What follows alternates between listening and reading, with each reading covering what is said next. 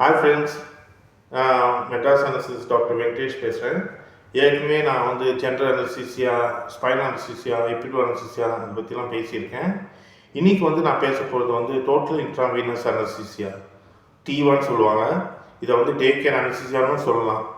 ஏன்னா நான் முன்னாடி சொன்ன spinal anaesthesia, epidural anaesthesia, general anaesthesia அதிலெல்லாம் வந்து பேஷண்ட் ஆப்ரேஷன் முடிஞ்சிட்ட அப்புறமாவும் ஹாஸ்பிட்டலில் 1 நாள் 2 நாள் 3 நாள் அப்படி தேவைக்கேற்ப வந்து ஸ்டே பண்ணுற மாதிரி வரும்.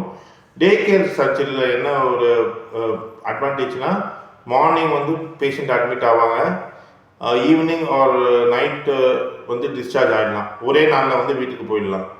ஸோ ஆஸ் இட் சஜஸ்ட், இந்த டே கேர் அனஸ்தீசியாவுக்கு வந்து சில ரிக்குவயர்மெண்ட்ஸ் இருக்குது. பேஷண்ட் வந்து லோ ரிஸ்க் பேஷண்ட்டாக இருக்கணும், யங் பேஷண்ட்டாக இருக்கலாம், இருந்தால் பெட்டர்.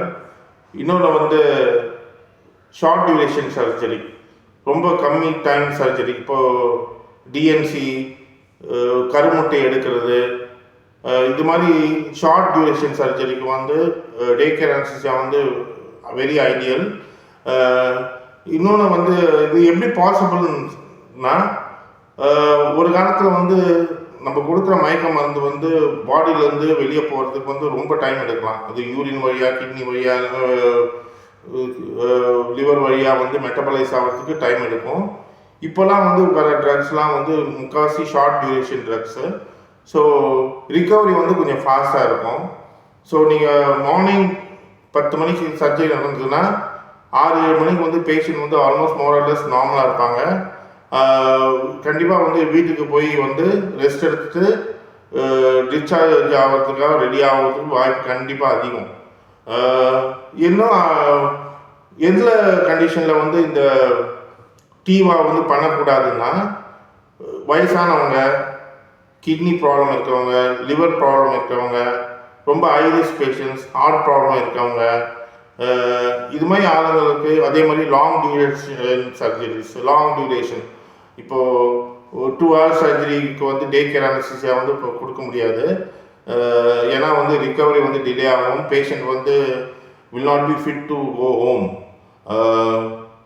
ஓரளவுக்கு வந்து உங்களுக்கு வந்து இந்த டீவா பற்றி இந்த புரியும்னு நினைக்கிறேன்.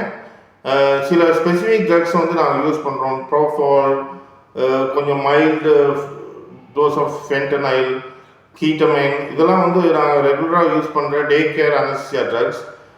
இது வந்து ரொம்ப too much into detail. I don't want to be too descriptive. உங்களுக்கு கொஞ்சம் புரியறதுக்காக நான் வந்து சொல்கிறது என்னென்னா, ஒரு சின்ன surgery, low risk patient, short duration சர்ஜரிக்கு வந்து day care anaesthesia is very good. நிறைய அட்வான்டேஜஸ் இருக்குது. நீங்கள் ஹாஸ்பிட்டல் ஸ்டே வந்து கம்மி பண்ணலாம், கண்டிப்பாக செலவு கம்மி பண்ணலாம், ஹாஸ்பிட்டல் செலவு. And patient will become completely normal, so they can actually start working from the next day. அடுத்த நாள்லேருந்து வந்து வேலை செய்ய ஆரம்பிக்கலாம், நார்மல் லைஃப்பை வந்து லீட் பண்ணலாம்.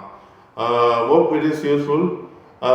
Please subscribe to my channel, share it, like it, try to even comment on it, so that I can get a feedback and I can actually even respond to your comments. Thank you.